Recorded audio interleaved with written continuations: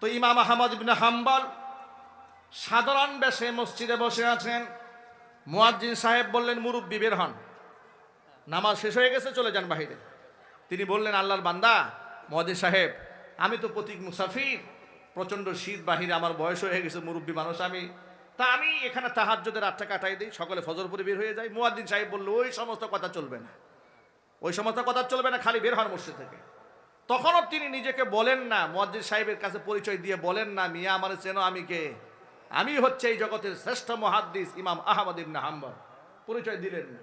সিভিলে ছিলেন, তাকে সেখান থেকে মসজিদ থেকে বের করে দেওয়া হলো।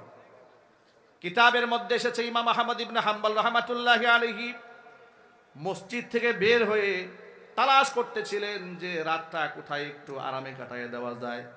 একটুকু হাঁটতে হাঁটতে দেখতে পেলেন বাজারের কোনায় বসে একটা ইয়াং ছেলে রুটির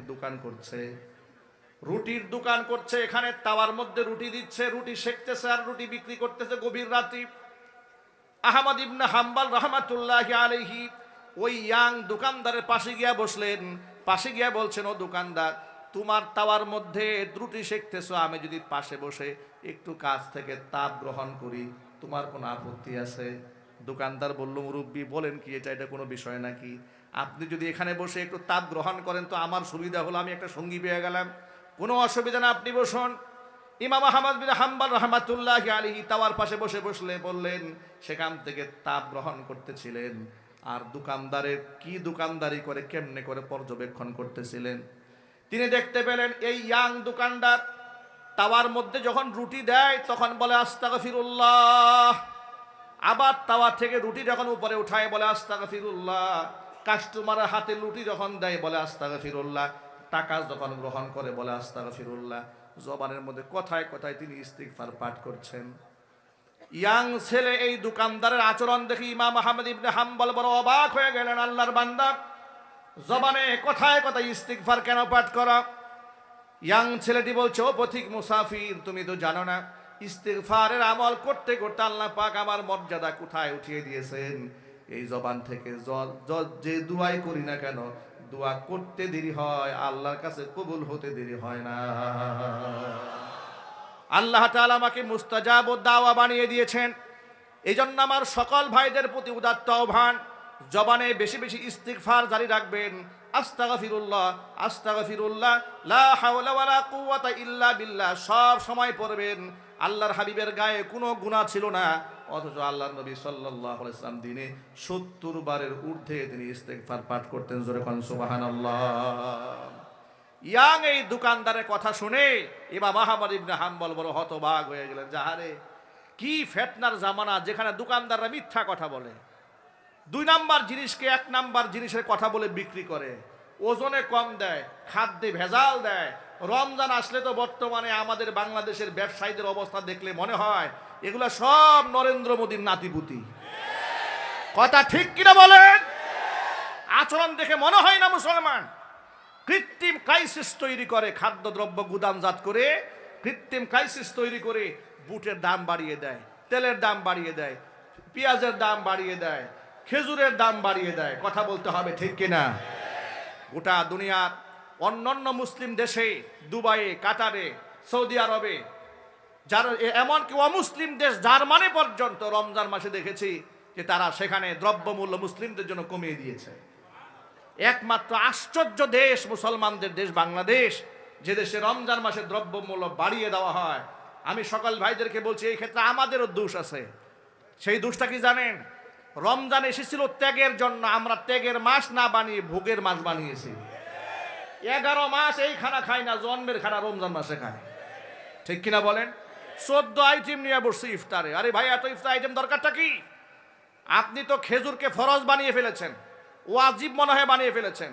বুট না খাইলে যে আপনার সংসার চলবে না, এমন একটা অবস্থা। মুড়ি ভাজি না খাইলে মনে হয় তো রোজাই হয় নাই। তো এই যে আপনার যে চাহিদাটা, এর তো দোকানদার বুঝে ফেলেছে। দোকানদার তো বুঝে এরা রোজা না খাইলে কি হবে, ইফতার বাদ দিবে না। কথা বলে না কেন? রোজা না করলে কি হবে, ইফতার বাদ দিবে না। পুরান ঢাকায় এক ভদ্রলোক নাকি বলতেছে যে, তুমি বসছো কেন, তুমি তো রোজা রাখো নাই। কয়, মিয়া সাহেব, রোজা রাখি নাই তো কবিরা গুনাহ একটা করছি, এখন ইফতার না খাই রাখি কাফির হবো নাকি এখন আমি?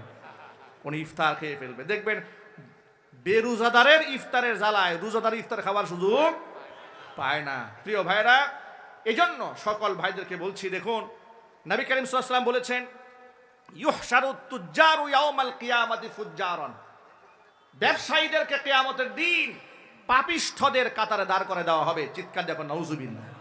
ইল্লা মানিত্তাকা ওয়া সাদাকা, তবে যারা তাকওয়া অবলম্বন করেছে, সততা অবলম্বন করেছে, আমানতদারিতা রক্ষা করেছে, তাদের তারপর বিরাট সম্মান। আত্তাজিরুস সাদুকুল আমিন মান নাবিয়িন ওয়াস সিদ্দিকিন ওয়াস শুহাদা, সত্যতাবাদী আমানতদার ব্যবসায়ীদের হাসর হবে নবীদের সাথে। আরো যদি বলেন সুবহানাল্লাহ।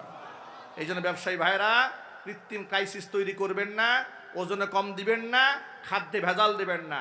2 নম্বর জিনিসকে 1 নাম্বার বলে বিক্রি করবেন না, কসম কেটে মিথ্যা কথা বলবেন না। যদি সত্যবাদী হয়ে থাকেন, কিয়ামতে আপনার হাসর হবে নবীদের সাথে। চিৎকার দেখুন সুবহানাল্লাহ। মূল কথায় ফিরে আসি।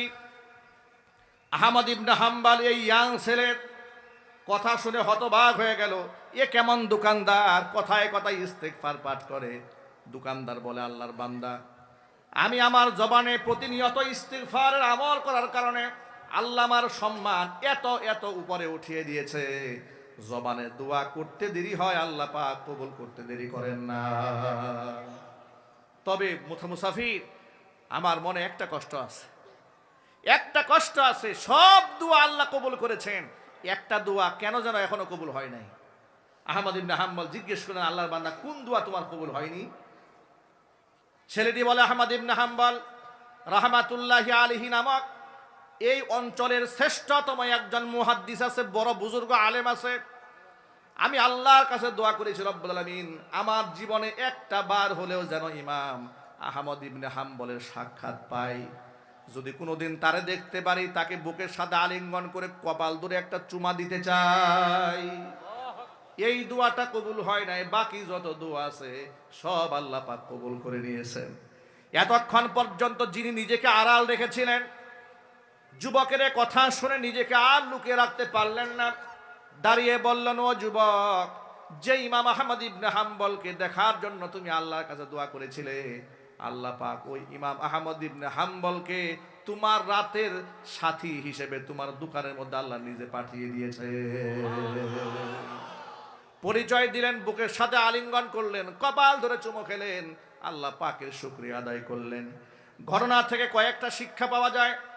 1 নাম্বার শিক্ষা হচ্ছে, নিজেকে কখনো বড় করতে নাই। আল্লাহর ওলিরা নিজেকে কোনোদিন বড় মনে করে নাই, কোনোদিন নিজেকে অহংকার করে মানুষের সামনে উপস্থাপন করে নাই। কিন্তু আমাদের কথার মধ্যে অহংকার, চলার মধ্যে অহংকার, আমাদের আচরণের মধ্যে অহংকার আছে না নাই? কথা বলে না কেন? আল্লাহর হাবিব রাহমাতুল্লিল আলামিন 1000 বছর আগে ঘোষণা করেছেন, লা ইয়াদখুলুল জান্নাতা মান কানা ফি কলবিহি মিসকালু হাববাতিন মিন কিবরিন। একেবারে দানা পরিমাণ যদি অহংকার কারো কলিজার মধ্যে থাকে, ওই ব্যক্তি জান্নাতে যেতে পারবে না। এই কথা সাহাবীরা শোনার পরে জিজ্ঞেস করলেন, ও আল্লাহর নবী, কিছু মানুষ তো এমন আছে সুন্দর টুপি পরে, সুন্দর জুতা পরে, সুন্দর জামা পরে, এটা কি অহংকারের অংশ কিনা? হুজুর বললেন, না। ইন্নাল্লাহা জামিলুন ইউহিব্বুল জামাল, আল্লাহ নিজে সুন্দর, সৌন্দর্যতাকে আল্লাহ ভালোবাসেন। এটা অহংকার নয়। অহংকার হচ্ছে বাতারুল হাক্কি ওয়া গামতুন নাস, সত্যকে প্রত্যাখ্যান করা আর মানুষদেরকে তুচ্ছ তাচ্ছিল্য মনে করা। কথা ঠিক কিনা বলেন? সত্যকে অস্বীকার করার নাম হচ্ছে অহংকার। সত্যকে অস্বীকার করার নাম কি? অহংকার। কুরআন হক, রাসূল হক, পরকাল সত্য, জান্নাত জাহান্নাম আছে, এতে কি কারো কোনো সন্দেহ আছে আমাদের? আরো জোরে বলতে হবে, সন্দেহ আছে? জীবনের শুরু থেকে শেষ পর্যন্ত, আমার জীবনের শুরু থেকে আমার মৃত্যু পর্যন্ত প্রতিটা পদক্ষেপে আল্লাহর কোরআনের শাসন ব্যবস্থা মানতে হবে। এটা আল্লাহর নির্দেশ। এটা কি আমরা পালন করতে পারবো ইনশাল্লাহ? একটু জোর আওয়াজে বলতে হবে, পারবো ইনশাল্লাহ। আল্লাহর কোরআনের বাহিরে যাওয়ার কি আমাদের কোনো সুযোগ আছে?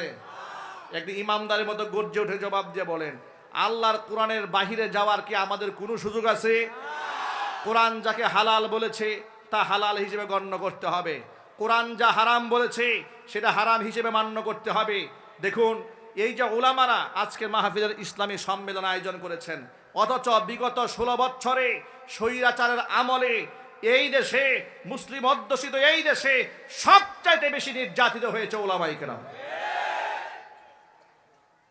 আলেমদের কোমরের মধ্যে রশি বেঁধে টেনে টেনে তারা আদালতে দাঁড় করিয়েছে, পায়ের মধ্যে ডান্ডা বেরিয়ে পড়িয়েছে।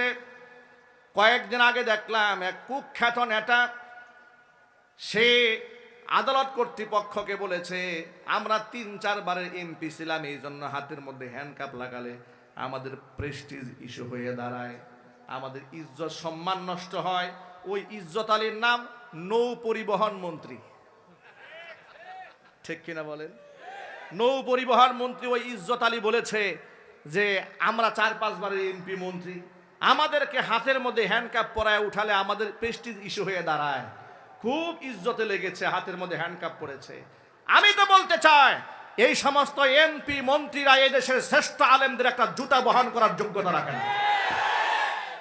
অত সেই সমস্ত আলেম যাদের চেহারা দেখা মানুষ ইবাদত মনে করে, যাদের হাতকে স্পর্শ করতে পারলে নিজেকে ধন্য মনে করে, হাতকে চুম্বন করতে পারলে গর্ববোধ করে, তাদের জন্য চোখের পানি ছেড়ে এই সমস্ত আলেমদেরকে এমন ভাবে ডান্ডা বেরিয়ে পড়িয়ে আদালতে উঠানো হয়েছে, মনে হতো এদের চাইতে গুন্ডা সন্ত্রাস আর নাই।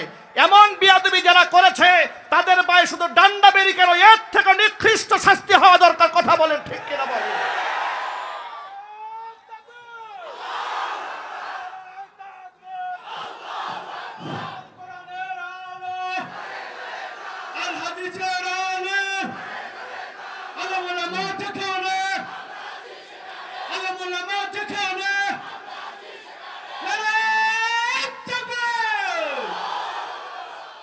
আলেমদেরকে মানুষ কত ভালোবাসে। করোনাকালীন সময় ফুল লকডাউনের সময়ে আলেম মারা গেছে, জানাজার নামাজ পড়ার জন্য লাখো মানুষ ময়দানে জমা হয়ে গেছে, ঠিক কিনা বলেন? বরং লকডাউনের সময় তো এমন হয়েছে স্বামী মারা গেছে স্ত্রী দেখতে আসে না, বাবা মারা গেছে সন্তান লাশ ছয় না, ঠিক নেবে ঠিক?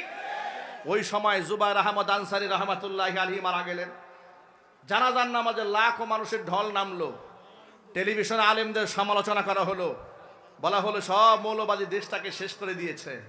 ভাইরা আমার, তোমাদের জানাজার মধ্যে টর্চ লাইট দিয়া লোক খুঁজে পাও না, আর আলেমদের জানাজার নামাজের মধ্যে পুলিশ দিয়া বাধা দিয়া লোক ঠেকায় রাখতে পারো না।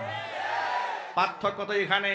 শহীদ আল্লামা দেলোয়ার হোসেন সাঈদী রহমাতুল্লাহি আলাইহি জানাজার নামাজটা ঢাকা শহরে পড়ার জন্য আবামর জনসাধারণ চোখের পানি ফেলেছে। উনি তো শুধুমাত্র একটা জামাত ইসলামের নেতাই ছিলেন না, উনি তো একজন বড় আলেম ছিলেন, একজন বক্তা ছিলেন, একজন দায়ী ছিলেন। তার ওয়াজ শুনে নাই সে, হোক আওয়ামী লীগ, হোক বিএনপি, হোক জামাত, হোক জাতীয় পার্টি, এদেশের কোটি কোটি মানুষ সাঈদী সাহেবের ওয়াজ শুনেছে। এমন একজন সম্মানিত লোককে তোমরা জানাজা পর্যন্ত পড়তে দাও না, ইতিহাস আমরা ভুলে যাই না।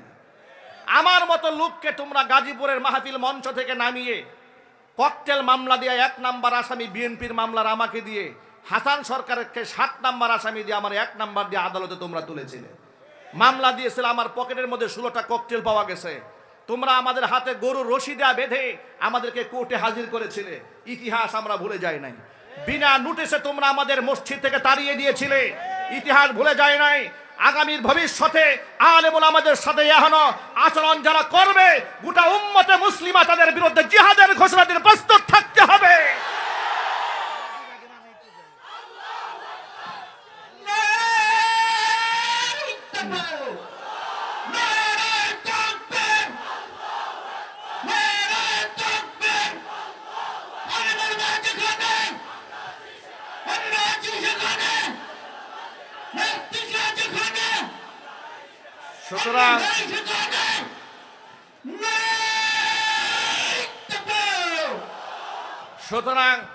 সুতরাং ইনশাআল্লাহ আগামী 1 শতাব্দীর ভেতরে এই ভূখণ্ডের মধ্যে আর একটা হাসিনাও তৈরি হবে না, কথা পরিষ্কার।